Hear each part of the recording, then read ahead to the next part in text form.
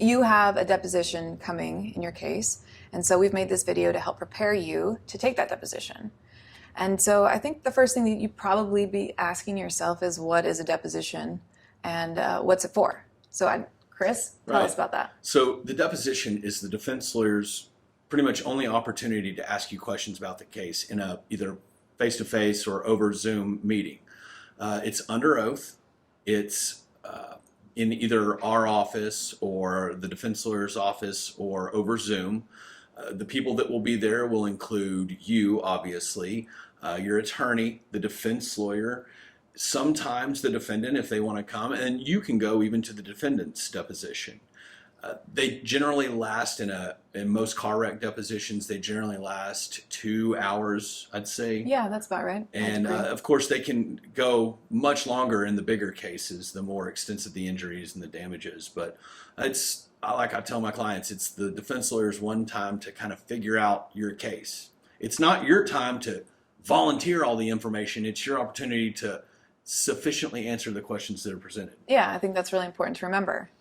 And so there are 3 main rules that you always have to remember when you're taking a deposition. Number 1, tell the truth at all costs. Number 2, do your job, and we'll talk about that in a second. And number 3, don't be an asshole. That's yeah, and right? that's one of the hardest yet simplest rules, it seems like sometimes. I think so.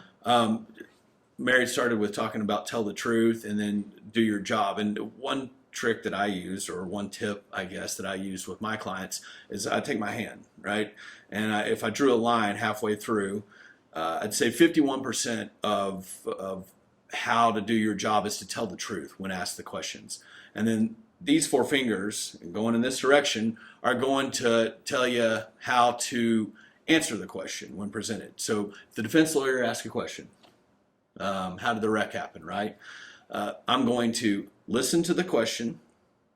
I'm going to think about what the question asked. So is this asking something simple about my demographic information? Is it asking for me to explain something? I'm going to answer the question. Is it a yes or no question? If so, I'm going to only answer yes or no. And I'm going to count on my lawyer to clear it up later if need be. If it's an elaboration question, I'm going to elaborate. And then finally, when I'm done with all that, I'm going to stop. Because the worst thing I can do as a deponent is to continue to just talk. Say what needs to be said, and then shut up. So tell me those 4 things again. What were they? Listen, think, answer, stop. Listen, think, answer, stop. Okay. Oh, and, tell the truth. Yeah, and so talking about telling the truth, I think one of the most important things to remember is that when you're telling the truth, they're going to ask you uncomfortable questions, and the truth is more important, always will be more important than what the answer actually is.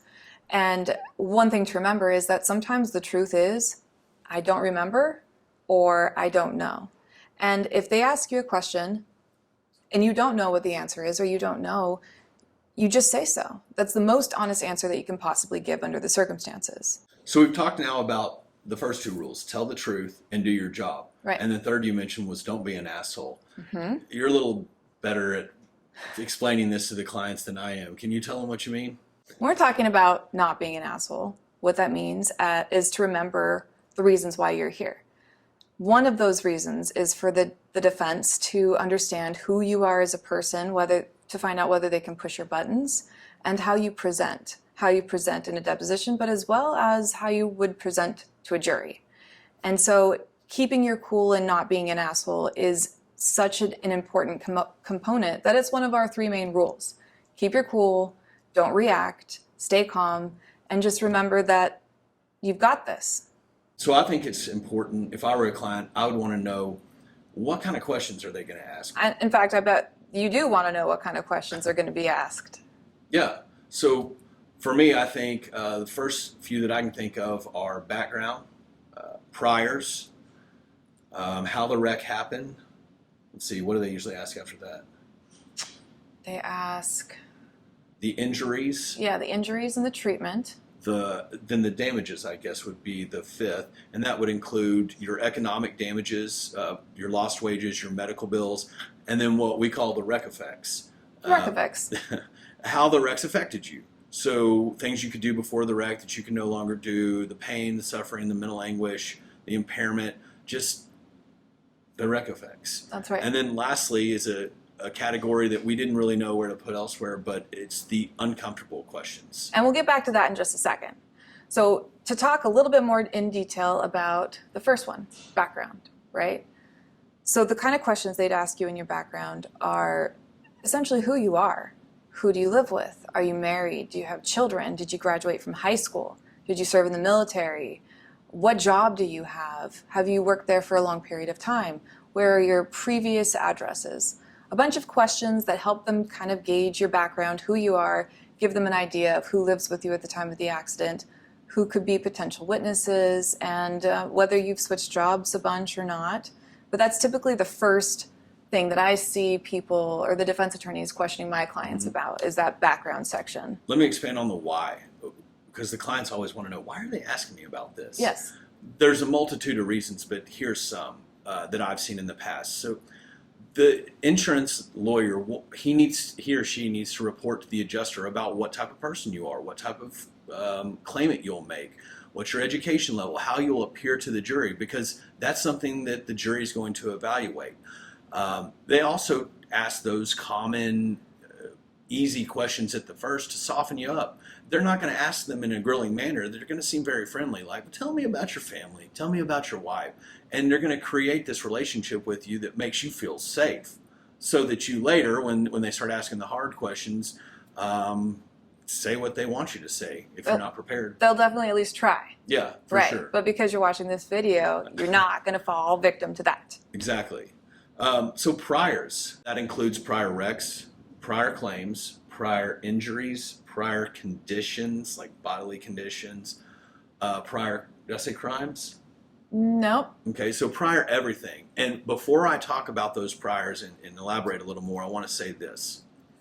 Most priors will not be relevant or even admissible at trial unless you fail to disclose them to us and or the insurance lawyer.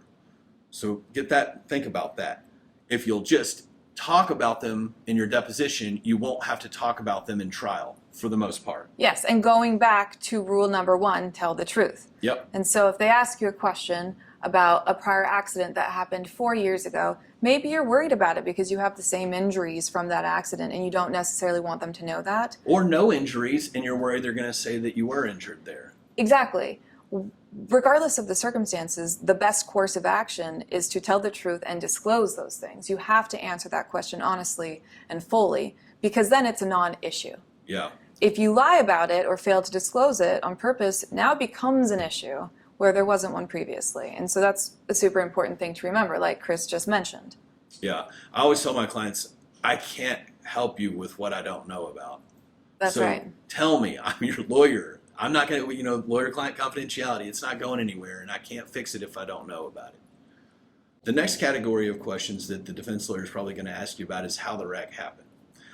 I like my clients to answer as succinctly as possible in a subject, verb, object, sentence structure, kind of like they taught you in middle school, like John threw the ball, okay? I was driving northbound on Elm Street. The other driver ran the red light. He collided with my vehicle. Simple, right? As opposed to trying to sound, eloquent or legal, anything like that. So would you say that you give your clients, you ask them to say the least amount of information as possible? I would say that I would advise them to answer as succinctly as possible and then, stop. So would a good answer be something like, I was driving northbound on I-15 and was rear-ended near exit 215. Yeah, absolutely. And that's a good general description. Often, and this would be the defense lawyer's job to figure this out, but often you'll be required to kind of set the scene. And by that I mean know which lane of traffic you were in, know how many lanes of traffic are going in each direction, because if your testimony is inconsistent with how the road appears or the intersection appears, that can be used against you. And it shouldn't, but it can. And so that's why it's important that you know the layout of the street, so you are credible. I mean, this is all a race to credibility. And if you're down there in your deposition and you can give exact descriptions of the intersection and what the stores are all around and give a vivid description, you're going to be more credible than the other party who can't tell you whether Elm Street ran north and south or east and west, or if it was even the street that they're traveling on. Yeah, and that reminds me, actually, part of what they ask when they're asking you to describe the accident are the things that happened before the accident, like where you were coming from, who was in your vehicle, and what you were doing.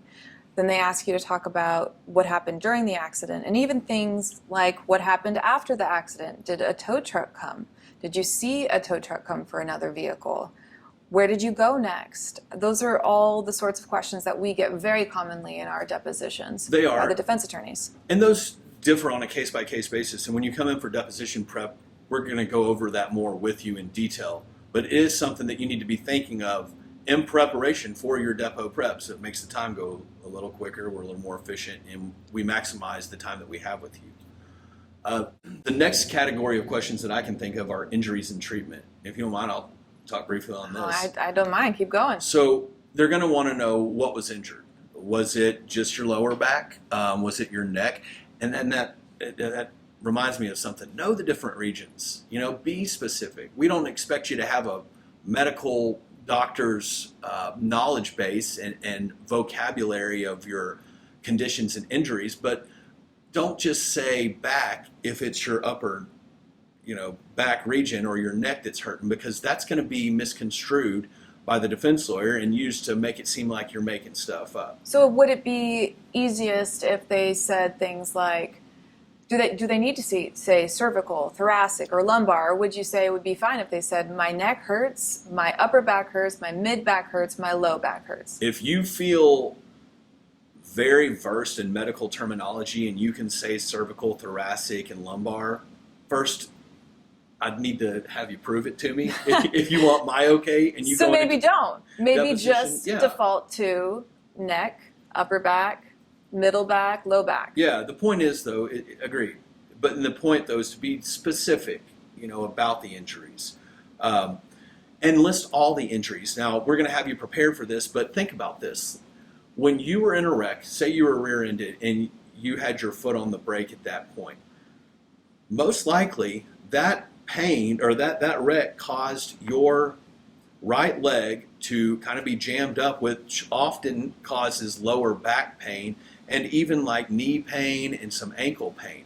That pain may have only lasted for a couple of days or two, but you may have reported it at the ER. It's going to be in your records.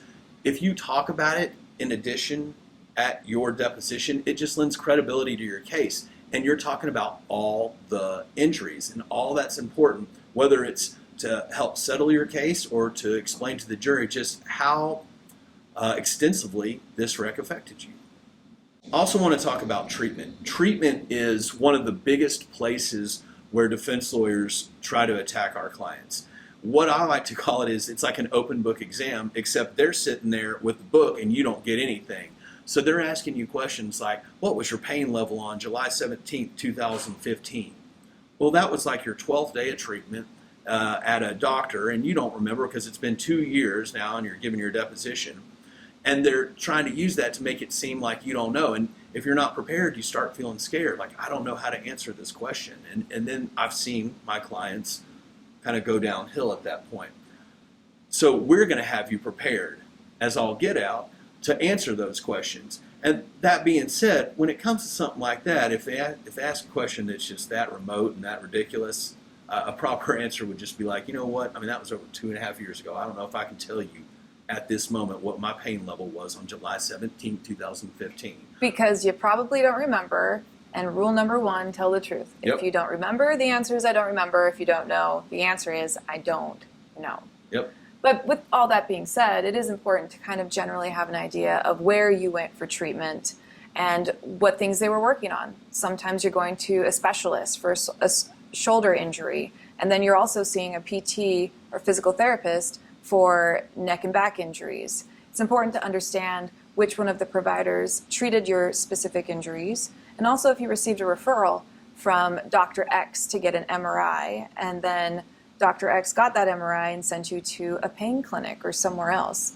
It's important to understand the broad perspective or the timeline. We talked about the timeline of when that treatment started and where you were going and who you were seeing in regards to those injuries that you sustained. By knowing your medical, by knowing your chronology, it shows that this case, these injuries, this treatment is important to you, that this case is important to you. The defense lawyer sees that. He reports that back to the insurance company. Your case is more likely to settle. In the event it doesn't, the jury sees that. They're more likely to award you a higher verdict. The next type of questions that they'll ask you in a deposition are questions about damages. Now, they're trying to gauge exactly how much your case is worth at this point from a numbers perspective.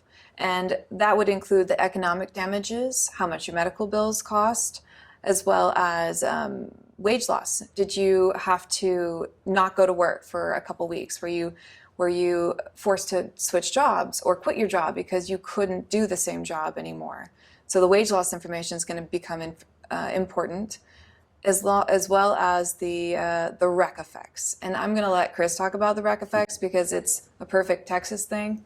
Go ahead. Rec effects is a term that we came up with that talks about the non-economic damages. So your economic damages, like Mary talked about, are your lost wages and your medical bills. The jury can see the number, they can put a dollar figure on it, for the most part. The difficult thing for a jury to do, for us to do, is to put a dollar figure on how this wreck's affected you. Because I can tell you, most likely sitting in your shoes, no matter what your wreck was like, whether it was the most extensive, horrible wreck anyone's ever seen, or it was on the opposite end of the spectrum, that there's probably no dollar figure that anyone could give you that you'd say, all right, I'll let that person rear end me again. That's right. And I think one of the things that can transition, because a lot of my clients will suffer things like, it's not necessarily wage loss because they couldn't work during the time or right after the accident, but the time that they had to take off to go to doctor's appointments in the first place. So that's like one of the transitional things that fits within damages or our rec effects section.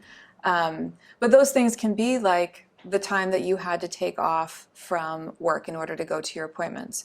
The physical pain that you were in trying, like right after the accident, as you were going through treatment until you either become as good as you were before the accident or you've reached MMI. What's MMI? Maximum medical improvement. That means a doctor has been treating you and they don't feel like they can do any more. You might not, well, you won't be back to where you were previously, but they just don't see a reason or a way to get you to progress you any further in treatment. Rec effects include pain and suffering damages, mental anguish damages, and impairment damages. Pain and suffering, it's what it sounds like, but it kind of can be broken down. You know, is your pain intermittent? Is it occasional? Is it frequent? Is it constant? Is it only when you're moving, or is it even when you're laying on the couch? And suffering, I think, kind of just goes hand in hand with that. Mental anguish, that'll include depression, anxiety, any type of symptoms or conditions that can be caused or exacerbated by an injury or even, like, say, a traumatic brain injury. And then finally would be, what was the last one? Impairment. And that includes full impairment. So like you completely cannot do something whatsoever that you used to be able to do. And it also includes partial impairment. Like I can do it, but not as well as I used to. Maybe I used to play golf and I used to shoot a 72. Now I'm like in the 80s, and that's a big deal for me. Those are the non-economic damages that we will be asking the jury to assign a number to, usually based on a suggested amount that we provide them. And so it's important to talk about this in your deposition, to be thinking about this ahead of time so that we can answer these questions, because they can bring a lot of value to a case, your case, even where the medical bills or the lost wages haven't been really that great. And I think it's probably so important to know these things that I'd like to add a couple more things to it. Me too. Well, I want to add something on rec effects. Yeah, same. So to me, it's the little things. Like, yes, missing a vacation, a pre-planned family vacation is huge, but why limit your rec effects to a family vacation? I mean, it's the little things. It's not being able to get up out of bed like you used to and spend time with your loved ones. It's not being able to sit on the porch and have a cup of coffee because that chair that you used to sit in, just the angle that it's at, you can't handle it anymore. And that was your favorite chair to sit in next to your wife. Those are the things that resonate with people. Those are harms and losses that no one can deny. And that's absolutely true. And that's why it's super important to start thinking about those things right now. We can't give you those answers. These are things that you're going to have to tell us about. And so, I mean, that being said, though, we will help you discover that. We use a lot of methods to discover your story, to help put you back into that situation where you were at that time in your life, to help remember your harms and losses, to help remember the things that you used to love doing. We will help you with that. We will. The last category of questions that the defense lawyer will ask you are what we call the uncomfortable questions. For the most part, we have to allow them in most situations. Let me give you an example. If your claim involves mental anguish damages, the defense lawyer is going to be able to discover anything that you may have regarding prior mental conditions. So say that you're claiming that as a result of this wreck, you're depressed or you're anxious when you drive through that same intersection. Well, under most laws, most rules, the defense is allowed to figure out what your baseline was. What kind of anxiety levels did you have before the wreck? What was your depression like before the wreck? And that allows them to ask you questions about those conditions, those and the symptomologies that you had for those. Another uncomfortable question that I can think of is if you are filing a loss of consortium claim. If we have loss of consortium as part of your claim, it's probably the most uncomfortable that you could possibly get in questioning. They're going to be asking about really personal and intimate details about your relationship with your spouse, your physical relationship, your emotional relationship, and those kinds of stuff. Those kinds of questions are really, really hard to answer, and they're also hard to kind of gauge, even because when you have a relationship with your spouse, typically they're there for you regardless of what's happening to you. But they're also important questions to think about ahead of time and know the answer to. So the next thing that we'd like to talk to you about are some of the traps that defense attorneys will pull during your deposition. And that first thing is the exhaustive list. Yeah. Is that everything? That's your keywords or something similar to that. That's what's going to trigger you. And here's how you'll see it. So the defense lawyer will ask you to list your injuries, and you'll start talking about your knee and your hip and your back, and maybe you list them all off before they interrupt you. Maybe you don't. Let's say that they let you finish. They'll give that list, and then the defense lawyer will rattle off all the injuries that you listed, and then he'll ask, or she'll ask, is that it? Now, maybe it is it, but maybe not. Maybe as you sit there at that moment, that's all the injuries that you can think of. The same thing applies to impairment, things that you could do before the wreck that you can no longer do. The defense lawyer will ask you that question, what could you do that you no longer do or that you do with difficulty? You'll list off 5, 6, 10, 15, 20 things, and the defense lawyer will then read them back and ask if that's it. There's many ways to answer that question. First and foremost, as you sit there at that moment, that's all you can think of because you're under the spotlight. You know, you've been going for a while in a deposition, and the defense lawyer will ask, do you understand that this is my only time to ask those questions? Well, yes, you do, but you're also sworn under oath to tell the truth, so you're not going to make anything up. But it also occurs with most clients that their impairments, that they discover these impairments when they're going through life. So, you know, Mr. Defense Lawyer, it wasn't until I picked up this golf club and started swinging it that I realized that I had an impairment. And that wasn't until, 2 weeks ago. The wreck was 2 years ago. So I'm still discovering impairments. I may have more by the time we get to trial. I'll be happy to tell you about those if need be, if I discover them. But that's all I know about at this time. Yeah, and so I think that the easiest way to be triggered to remember that this might be one of those questions is anytime that they're asking, is that everything? Is that all? Did I get all of the injuries? Did I get all of the ways in which you were affected by this accident? And probably the best answer to that question is, well, that's what I can remember right now. Or that's what I've discovered so far. But not, yeah, that's everything. Right. Never that. Never. The second common trap is asking about future medical treatment. You want to address this one? Yeah, I can do that. And so this is important. I think a lot of my clients have, they have questions. You have questions about future medical treatment. And so if you have a surgery that's been recommended, but you haven't received it yet, or future injections or physical therapy or anything like that. Now, a lot of times you haven't necessarily had that thing happen yet, but when you sit in a deposition, the defense attorney will ask you a question like, why haven't you had that surgery? If you were so injured and you needed the surgery, why haven't you received it yet? There are a lot of really good ways to answer this question, but what I've learned is so far, what I've seen, the best way is to say, because I haven't received the money yet, right? Like, we're still waiting in this lawsuit to get the money in order to have the surgery, or even just saying that, like, there's so much that goes into surgery or injections. You have to take the time off of work. You have to find people to watch your kids or whatever that is. Right. Discuss it in options too. You'd like to have the option to get the surgery. Talk about the fact that this is your only opportunity to get the compensation for the option for the surgery. You wouldn't need this option if it weren't for the wreck. You wouldn't need this compensation for the future surgery if it weren't for the wreck. So you tell the insurance defense lawyer that if it weren't for his client, you wouldn't have to worry about that. Yeah, and so maybe right now you don't feel like you want to have a surgery, but that might change tomorrow or in 2 years or in 3 months from now. And so having that option, like Chris was mentioning, is exactly what you need and what you're looking for when we're filing a lawsuit for that future medical care. Let's segue into medical bills. Yeah, that's a good idea. This so one's yours. medical sure. bills is, let me tell you this, trials, that's what we're all angling to. You know, we prepare our cases if we're going to trial, even though only a small percentage of them go. But trials are races to credibility.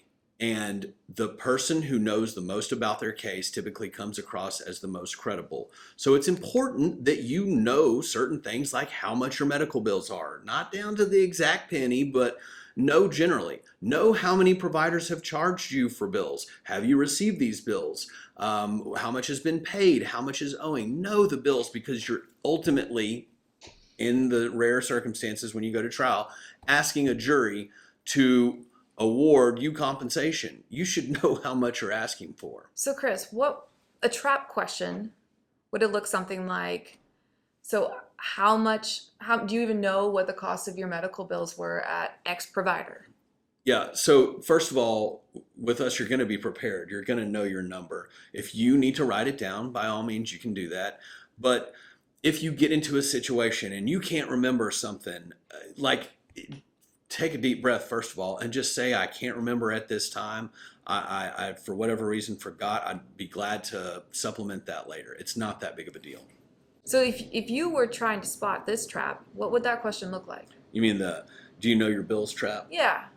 So they're going to they'll start small. They'll start asking about all the names of the providers, and then they'll start talking about money. This bill, the minute you start hearing the word bills and amounts, those two words, start keying in that they're about to try to start attacking you on your memory of what your exact medical bill amounts are. Yeah, and probably on whether or not you care about those bills, because they're trying to make you look like you're just in it for the lawsuit. Absolutely. And it doesn't matter what the bills are. That's a great point, and I forgot about that. So they will often ask, do you care how much your medical bills are? Did you care how much your medical treatment was before you underwent that treatment? Well, absolutely.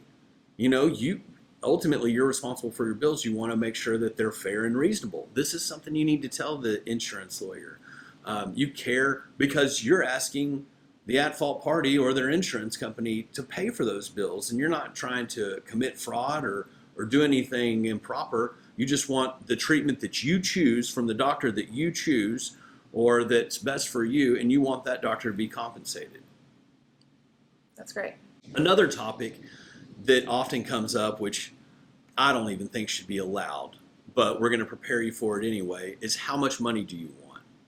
How much money do you want for impairment, for mental anguish, for pain and suffering? How much money do you want in general? The defense lawyer will ask you, or most will, and ultimately, you're leaving that up to the jury, and that's going to be your answer. I'm leaving that up to the jury. Now let me tell you this, the defense lawyer will probably not back down, and they get to ask it a time or two more, like, for example, this is my only opportunity to ask you this question, and you're telling me you can't come up with a number. You just keep repeating. I'm leaving it up to the jury. And if you want to leave it up to your lawyer, leave it up to your lawyer and the jury. But they'll even suggest a number. How about 50,000? How about 100,000? I'm leaving it up to the jury. I'm leaving it up to the jury. Now, after a certain point, I would put a stop to it. So another common trick that I see with defense attorneys taking depositions is that they'll do really long pauses. So they'll ask a question, they'll let you answer that question, and then they'll just sit there saying nothing. And it makes you feel like you need to say more. And so some of my clients will they'll say what they needed to say, and then because of that pause, it's super awkward, they'll add a bunch more. And that's one thing to look out for, is let them sit in silence. You don't need to fill in that question any more than you already answered it. If they're pausing, you pause too. Just wait for the next question. If they have a follow-up, they're going to ask a follow-up question to yours, but don't fill in any silences with your words. Let the defense attorney do that. Absolutely. You always win the quiet game in that one. Yes, exactly. Another one of the tricks or traps that I've seen in depositions is that they'll ask the defense attorney will ask the same question over and over again in slightly different ways. Now, when they're doing that, they've asked a question, you've given them their answer, they may not have liked the answer. And so they're trying to ask it again to get even more information for you, or to try and kind of beat you down into submission about a specific answer that they're looking for. And to that, I would say, what do you call it? What? Brave the storm or something? What was it? What were those words? I won't back down? I won't back down. Okay, so let that be your catchphrase. I won't back down. If your answer was X and they ask you the same question over again, just keep repeating X, X, X, X, X, X. Or if you didn't know, this happens, I think it actually happens more often when your answer is I don't know. Then they'll ask it again and you're like, but I told you I don't know. And then they'll ask it again and then you'll feel like, okay, well maybe it was this other thing, maybe, and then you start to guess. Don't start to guess. If the answer is I don't know, it's I don't know. If you don't remember, it's I don't remember. And so regardless of how many times they ask you the question, you don't have to change the answer. Another common insurance defense lawyer trap is asking you questions about medical treatment. So you've been involved in a wreck, you're not a skilled, trained medical professional, the ambulance comes to the scene, you're feeling kind of banged up, but you don't have a broken arm and you're walking, but you're just feeling banged up, and you go ahead and you get in the ambulance and you go to the hospital to get checked out. And one of the first questions that the defense lawyer asks you under your deposition when it comes to medical treatment is, why didn't you go to your primary care physician right after the wreck? Now, I know you're going to get upset, or I would at least. Just put that aside. Don't feel guilty, first of all, about going to the hospital via ambulance. Because if it weren't for his client or her client rear-ending you or whatever they did to cause the wreck, you wouldn't even have to be making that decision. You can tell them that. How about that? Also, how about that? This is your first time, most likely, experiencing treatment after a wreck. You don't know what to do after a wreck. You didn't know where to go, but you knew that there was an ambulance, you knew there was a hospital, and plus your primary care physician's open from 9 to 5. I mean, what are you supposed to do? Yeah, no, I agree. And I think that a lot of times you don't even necessarily know what all is injured, because lots of people are in shock right after an accident. And so there's never a reason not to go with an ambulance or to feel bad about that answer, like Chris was mentioning. But Absolutely. It is important to be prepared to answer that question. Yes, and to not feel guilty. That's my point too, is do not feel guilty. Do not back down about the fact that you went to the hospital, because you are making the correct decision for you at that time. And had that wreck not occurred, you wouldn't even have to be facing that decision. So that's what we've got as far as what we think is probably the most important things for you to remember. And just to summarize, we've explained what a deposition is and why it takes place in the first place. We talked about the 3 main rules of taking a deposition, which I hope you remember at this point. That's tell the truth, do your job, and don't be an asshole. We talked about all the types of questions that you might be asked, which are... Oh gosh, so You're on the spot, sorry. That's all right. That's background, your priors, including prior injuries, prior claims, prior wrecks, prior criminal convictions, prior everything. And remember, if we don't know about it, we can't help you with it. The wrecks, how the wreck happened. And I don't just want to know how the wreck happened. Remember, we need to know the entire scene so that you win the race to credibility. Your damages, including your economic damages like your lost wages and your bills, and then the wreck effects, remember, that we talked about. And then those uncomfortable questions that we talked about, which if you're claiming certain damages, you're going to have to address, but we will stop if they become too harassing. And then your injuries and treatment. How you were injured, the treatments you underwent, which provider sent you to which, where you went, what you did, what they did for you, your complaints at that provider, that general information. Those are the basic categories for your deposition. So the final thing we talked about was common insurance lawyer traps. It's not an exhaustive list that we gave, and we're always seeming to update this, but I will reiterate that the best way to handle these common insurance defense lawyer traps is to follow that four-step method to questions. So listen to the question, think, answer, stop. If you'll do that, you will be more successful than most in your deposition. Yes, not to overwhelm you. Hopefully this helped. Don't be nervous. It's going to be just fine. And call your attorney if you want to talk about it more. Absolutely. Thank you. Yeah, thank you.